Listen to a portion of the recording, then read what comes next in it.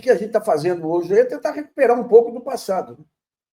E nessa recuperação do passado, nós tivemos aí os dados do PIB desse ano, que foram dados aí, recordes desde...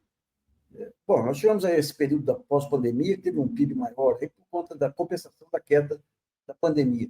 Mas vamos entender um pouquinho como que o Brasil conseguiu crescer com essa taxa de juros, graças a um drible da vaca do ministro Fernando Haddad. Né? Ao mesmo tempo que atendia as demandas aí, contra a gastança, que negócio tudo, conseguiu lançar títulos do Tesouro verdes, captar recursos, e o BNDES conseguiu ampliar a sua carteira de empréstimo.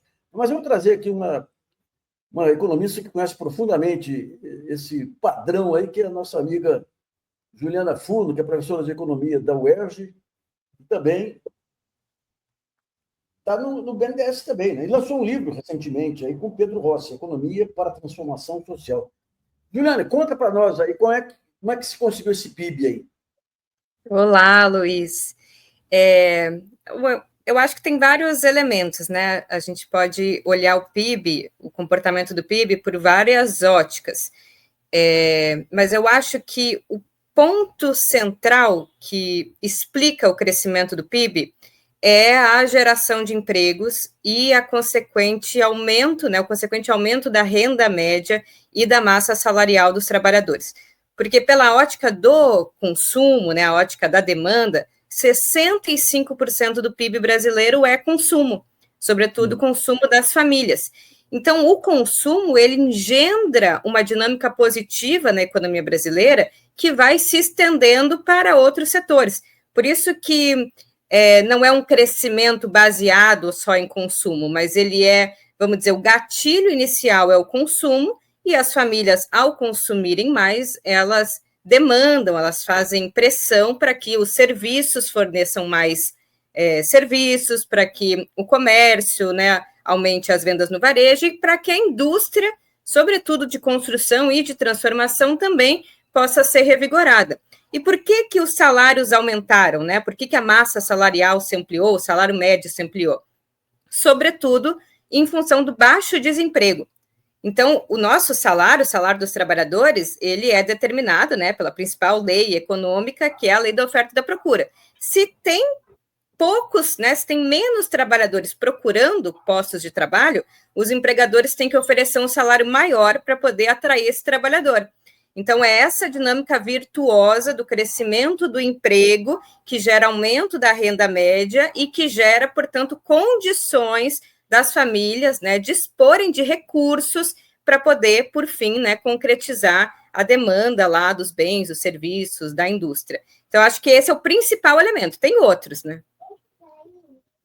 Agora, as plataformas aí de serviços, tudo, ajudaram bem nessa questão apesar de toda a vulnerabilidade social aí, de não ter pagamento de tributos, elas ajudaram bem nessa questão da oferta de emprego também, né, Juliana?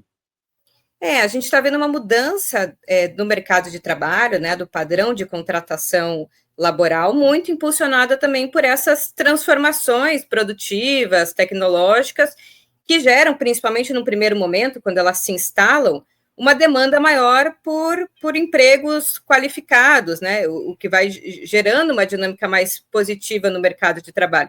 Então, com certeza, os serviços, principalmente os serviços de informática, telecomunicações, foram o setor, né, que liderou, que fez pressão para que os serviços crescessem ainda mais e liderassem, né, sobre a ótica da produção, o crescimento do PIB, que foi bastante significativo, né? Vamos lembrar que, retirando ali pandemia e retirando a crise de 2015, 2016, desde 2011 a gente vinha num comportamento meio errático, né? Uma economia que crescia ali 2%, 3%, depois passamos por um padrão de 1,5%, 1,8%, estava se normalizando um pouco um padrão de crescimento quase estagnado, porque se a população cresce, né, 0,6%, 0,7%, 0,8%, e o PIB cresce em torno de 1%, isso quer dizer que, no líquido, a gente não está crescendo nada. E o Brasil é um país que precisa crescer. Nós temos que construir um país, né? Nós não somos os países europeus que têm uma infraestrutura consolidada, ou que tem até um padrão de distribuição de renda um pouco mais mais consolidado. Nós somos um país que necessita de saneamento, a gente necessita empregar uma massa da população sobrante, que mesmo que às vezes esteja no mercado de trabalho, está em ocupações bastante deletérias, né? Então, o Brasil precisa de crescimento econômico, e eu acho que esse dado indica que é possível, né, retomar uma ideia de Brasil com futuro, embora o último trimestre de 2014, ainda apresentando resultado positivo, já demonstre uma desaceleração. Então, eu estou trocando décadas, essa coisa de quem está ficando velho, né?